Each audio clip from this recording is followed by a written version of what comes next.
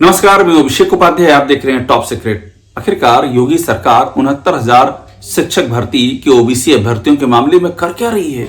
क्यों ये सरकार कोई एक्शन नहीं ले रही है? क्यों ये सरकार सुप्रीम कोर्ट में पक्ष नहीं रख रही है? और आप ये जान करके दंग वे रह जाएंगे जिनको ये बात पता नहीं होगी। ओबीसी वर्ग के अभ्यर्थी तो इसके यूज्ड टू हो चुके हैं, वे आदी हो चुके हैं।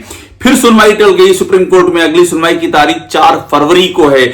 ये 16 दिसंबर को तारीख थी, लेकिन सुनवाई टल गई। जो अभ्यर्थी आरोप लगा रहे हैं ये सरकार पैरवी नहीं कर रही है।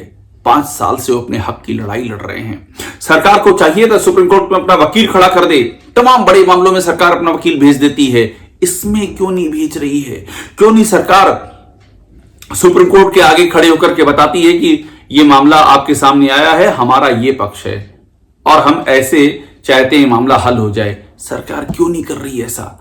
ये क्या ओबीसी का वोट लेकर के जो सरकार बनी है उसको ओबीसी के अभ्यर्थियों के प्रति जरा भी हमदर्दी नहीं है? अब आप देखिए, पहले ही मामला समझा दूं मैं। 69,000 शिक्षक भर्ती का मामला, साल 2018 में ये भर्तियां होती हैं। 13 अगस्त 2024 को फैसला आता है इलाहाबाद हाईकोर्ट का। ये अभ्यर्थी इस भर्ती के बाद से ये कह रहे थे कि मेरिट लिस्ट गलत बनी है, हमको आरक्षण सही तरीका से नहीं मिला है।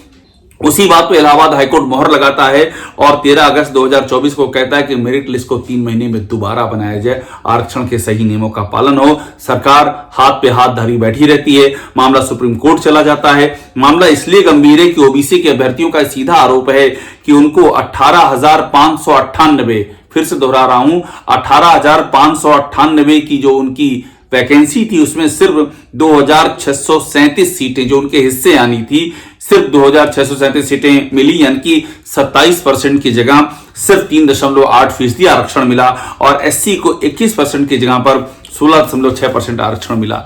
इतना बड़ा अन्याय हुआ है। ये भटके हैं, तमाम मंत्रियों के दरवाजे पर गए, लाठियां खाई, आंदोलन किया है, कोई सुनने वाला नहीं है। हाईकोर्ट ने पक्ष में फैसला दिया, मामला सुप्रीम कोर्ट चला गया। सरकार ने ना उसके पहले कोई सलूशन दिया, ना सुप्रीम कोर्ट में सलूशन दे रही है। लगातार ये मामला आगे बढ़ता जा रहा है। ये इस सरकार की ओबीसी तबके के प्रति संवेदनहीनता की जीती जागती निशानी है। अब देखिए, एक और 69,000 के मामले में सरकार यूं खामोश है। दूसरी ओर जहां सरकार का इंटरेस्ट होता है वहां सरकार सारी सीमा रेखाएं पार करके काम कर देती है। आप ये कॉन्ट्रास्ट देखिए। माने ओबीसी को 69,000 जो अभ्यर्थी हैं वहां आप सुप्रीम कोर्ट में जाकर के आप अपना पक्ष नहीं रख रहे हो। इधर क्या हो रहा है? आप एक के बाद एक एग्जाम्पल दूंगा। मनोज कुमार सिंह योगी सरकार के चीफ सेक्रेटरी हुआ करते थे, योगी आदित्यनाथ के बेहद ही करीबी। उन पे एक नहीं दर्जनों आरोप लगे कि प्राइवेट बिल्डर्स के, बड़े उद्योगपतियों के उन्होंने हजारों करोड़ माफ करने का आरोप लगा, सरकार को चूना पहुंचाने का आरोप लगाने का आरोप लगा, नियम कायदों को ताक पर रख करके काम करने का आरोप लगा और उन मनोज कुमार सिंह का एक्सटेंशन नहीं हो पाया।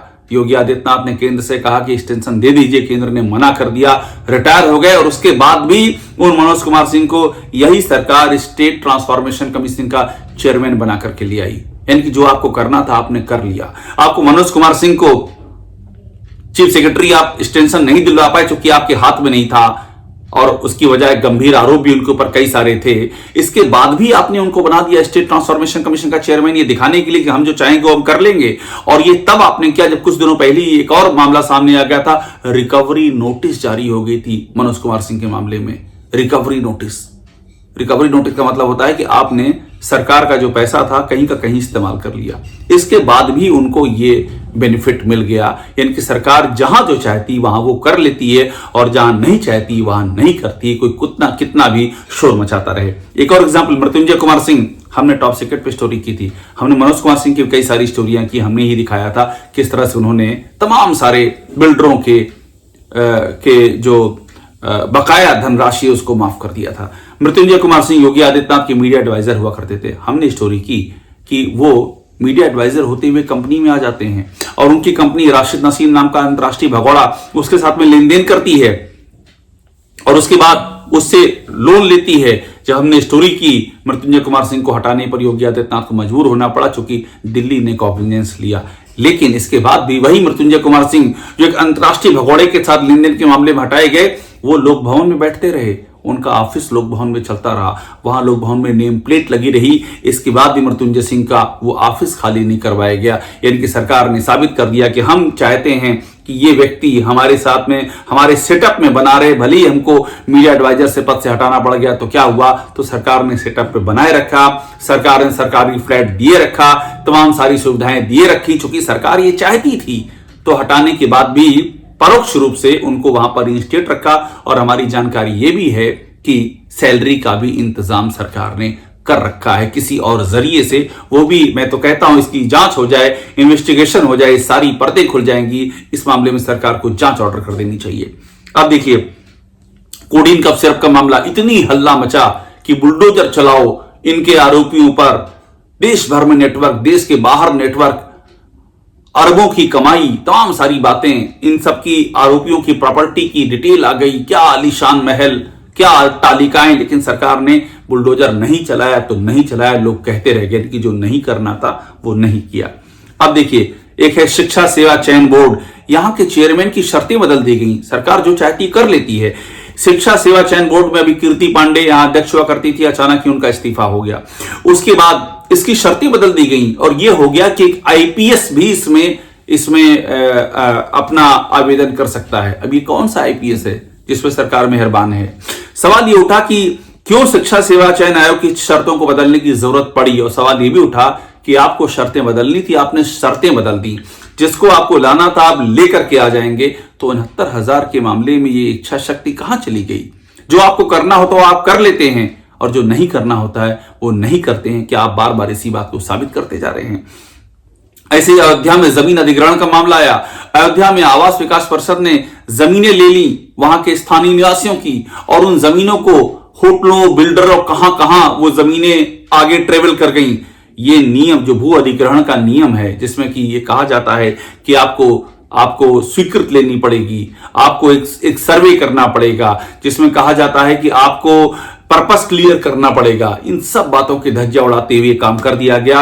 ये अयोध्या के नागरिकों ने आवाज उठाई, वो सुप्रीम कोर्ट तक गए, सरकार नहीं मानी तो नहीं मानी। यानी कि जो नहीं करना है वो नहीं करना है, जो करना है वो करना है।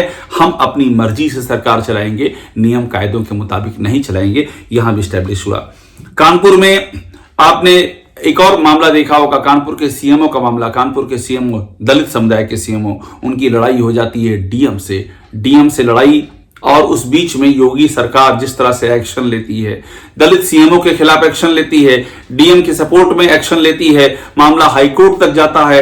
हाईकोर्ट कहता है कि सीएमओ को अपनी जगह पर इंस्टेट कीजिए, सीएमओ की गलती नहीं है। इसके बाद भी सरकार रीइंस्टेट नहीं करती है। सीएमओ जाते हैं कंटेम्प्ट में, सरकार उसके बाद जाकर के मजबूर होती है। ये एग्जाम्पल मैंने इसीलिए दिया कि किस तरह से सरकार जो चाहती है, जिसकी मदद करना चाहती है, उसके लिए किस लेवल तक जाकर के कोशिश करती है। और 69,000 नहीं करना है तो नहीं करना है। अखिलेश दुबे का मामला एक और ले लीजिए। आईपीएस का नाम आ जाता है और बाकायदा जो शिकायत करता है वो प्रेस कॉन्फ्रेंस करके आईपीएस का नाम लेते हैं। मैं आपको दावे से कह रहा हूं, अगर किसी ऐसे आईपीएस का नाम होता जो सरकार का विरोधी माना जाता है तो अभी तक वो आईपीएस जेल में होता। लेकिन ये जिन आईपीएस का नाम आया, ये सरकार के आंख के तारे माने जाते हैं, तो इन पर कोई एक्शन नहीं होता है। तमाम हल्ला मचता है। समाजवादी पार्टी के मुखिया अखिलेश यादव प्रेस कॉन्फ्रेंस करते हैं, लेकिन फिर भी कोई एक्शन नहीं होता है। नाम देकर शिकायत करता, आरोप लगाता है, लेकिन यहां पर भी कोई एक्शन नहीं होता है। एकदम क्लियर है मामला, एक्शन नहीं लेना है तो नहीं लेना है। वहीं पर पूर्व आईपीएस अमिताभ ठाकुर को जेल में डाल दिया जाता है। 25 साल पुराने मामले में 25 साल बाद कंप्लेंट होती है और शिकायत करने वाले का इस मामले से कोई ताल्लुक भी नहीं होता है। लेकिन अमिताभ ठाकुर को गंभीर धाराओं में उठा करके और ट्रेन से गिरफ्तार किया जाता है।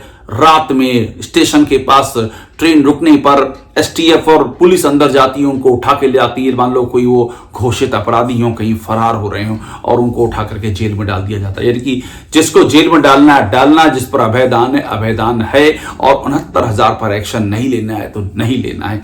यही मैं आपको बता रहा था।